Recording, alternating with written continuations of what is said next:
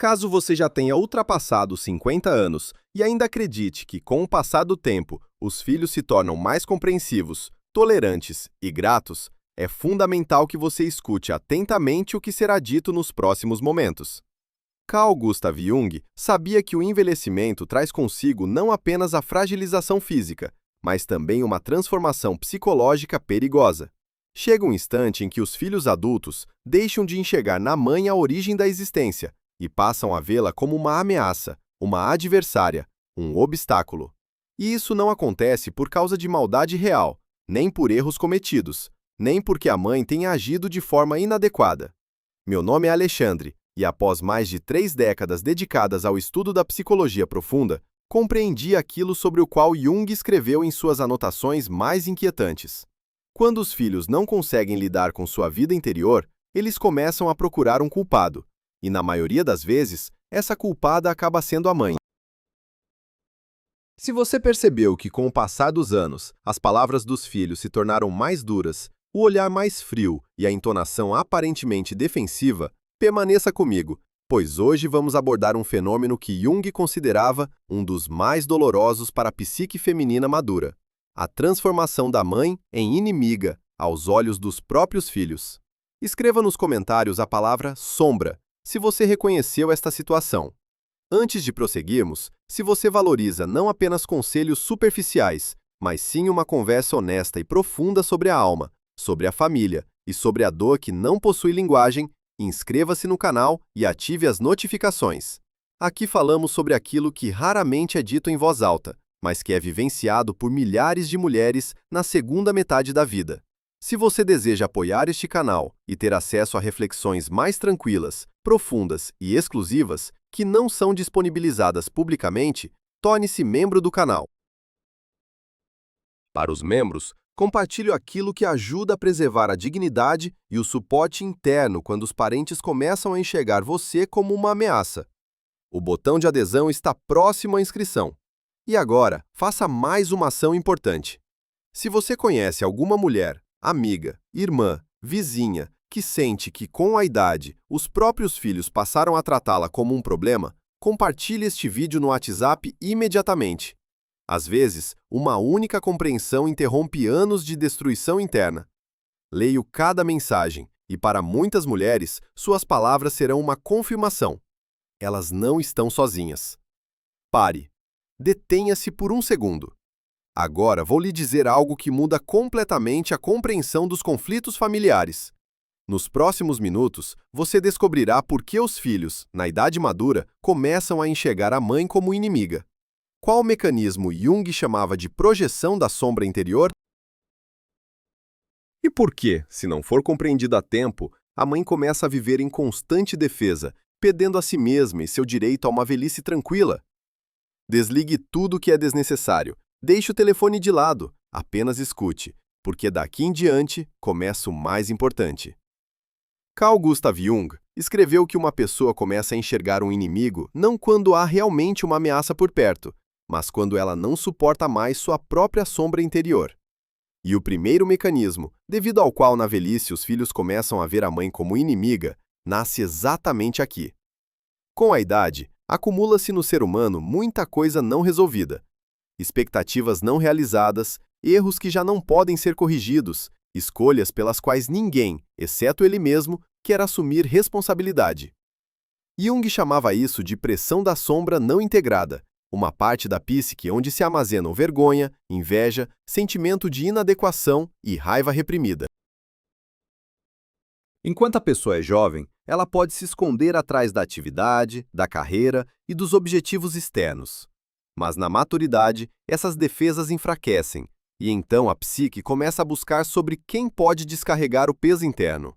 A mãe torna-se a figura ideal para essa projeção, porque a mãe é a primeira conexão, porque a mãe é a fonte da vida, porque com a mãe estão ligadas as expectativas mais antigas. Jung escreveu que é justamente sobre os mais próximos que se projeta a sombra mais escura. E neste momento, o filho, mesmo adulto, deixa de enxergar a pessoa real. Ele começa a ver uma tela para sua dor. Tudo que internamente causa tensão começa a ser atribuído à mãe. Se a vida não deu certo, então ela é culpada. Se há vergonha interna, então ela destruiu. Se há raiva de si mesmo, então ela controlou. Jung alertava: a projeção sempre distorce a realidade. A mãe pode não se reconhecer nessas acusações.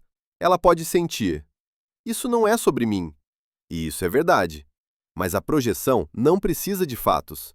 Ela precisa de um objeto sobre o qual possa descarregar a tensão. E quanto mais velho fica o filho, mais doloroso se torna esse processo. Porque reconhecer que a fonte da dor está dentro significa reconhecer a própria responsabilidade pela vida vivida. E esse é um dos reconhecimentos mais difíceis. Jung escreveu que o ser humano prefere ver um inimigo no exterior do que se encontrar com sua sombra no interior. E é exatamente por isso que a mãe de repente se encontra do outro lado, não como pessoa, mas como símbolo. Símbolo daquilo que deu errado, símbolo daquilo que não foi alcançado, símbolo do conflito interno. E quando a mãe se torna um símbolo, ela deixa de estar protegida. Qualquer palavra sua é percebida como ameaça, qualquer cuidado como invasão, qualquer proximidade como perigo. Jung advertia: se não se tomar consciência da projeção, ela destrói os relacionamentos sem possibilidade de diálogo, porque já não discutem duas pessoas, mas uma pessoa e sua própria sombra. E este é apenas o primeiro mecanismo. Adiante, a projeção se consolida e começa a reescrever toda a história dos relacionamentos, tornando a mãe não apenas culpada, mas perigosa. Sobre como isso acontece, falaremos mais adiante. Carl Gustav Jung escreveu que a psique não armazena o passado como um arquivo de fatos. Ela o guarda como um material vivo, que é constantemente reescrito dependendo do estado interno. E o segundo mecanismo começa exatamente aqui. Quando na idade madura, o filho já não consegue lidar com a própria vida, o passado torna-se um alvo conveniente. Aquilo que antes era percebido como cuidado começa a parecer pressão. Aquilo que era considerado apoio é reescrito como controle. Aquilo que era amor é declarado fonte de trauma. Jung chamava isso de projeção retrospectiva, processo no qual a dor atual é sobreposta às memórias e distorce seu significado. É exatamente por isso que as acusações soam tão convictas, porque são apoiadas por uma nova versão do passado. A mãe pode lembrar os eventos de forma diferente. Ela pode lembrar calor, proximidade, sacrifícios, mas sua memória deixa de ter importância. Jung alertava: quando o passado comum deixa de ser comum, a confiança é completamente destruída. Agora, cada conversa sobre o passado é percebida como uma tentativa de se justificar. Qualquer explicação como pressão. Qualquer tentativa de lembrar o que foi bom como negação da dor do outro. E neste momento, a mãe deixa de ser uma pessoa com sua própria história. Ela se torna um personagem no roteiro interno de outro. Jung escreveu que uma pessoa que reescreveu seu passado precisa de um culpado, porque, caso contrário, teria que admitir que a dor é resultado de uma vida complexa e não de uma única pessoa. E a mãe acaba no centro desse roteiro. Sua imagem é simplificada, pede nuances, pede contradições. Ela se torna inequívoca.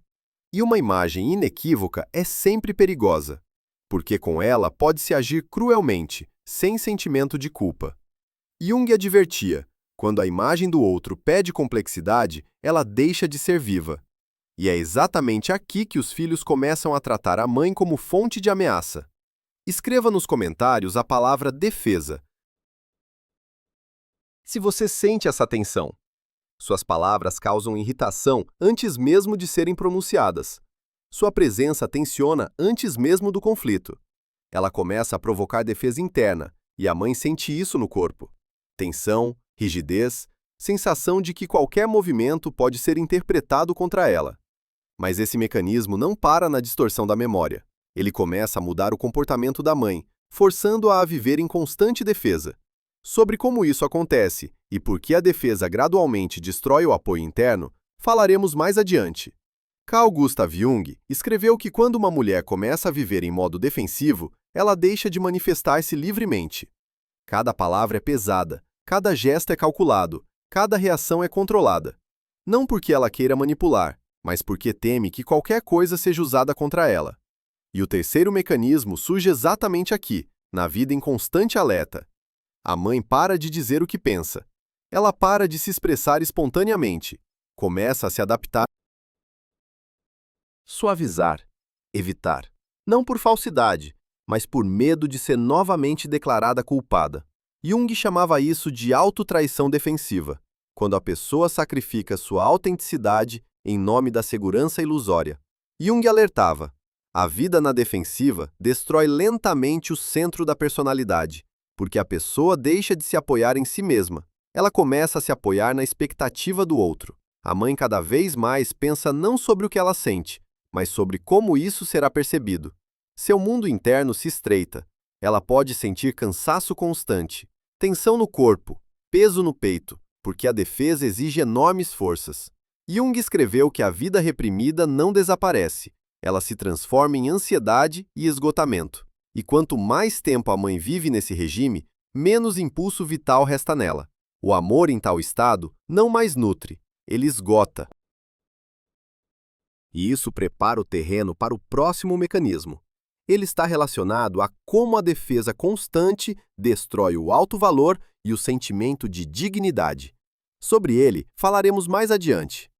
Carl Gustav Jung escreveu que a dignidade de uma pessoa começa a ser destruída não pela humilhação direta, mas pela necessidade constante de se justificar por sua existência. E o quarto mecanismo de dor surge exatamente aqui. Quando a mãe vive por muito tempo em estado de defesa, ela gradualmente perde a sensação de estabilidade interna. Seu alto valor deixa de ser incondicional. Ela começa a se avaliar através da reação dos filhos, através de seu humor, através de sua frieza ou irritação. Jung chamava isso de deslocamento do centro do eu. Momento em que a pessoa deixa de ser a fonte de seu próprio valor e o busca na aprovação externa.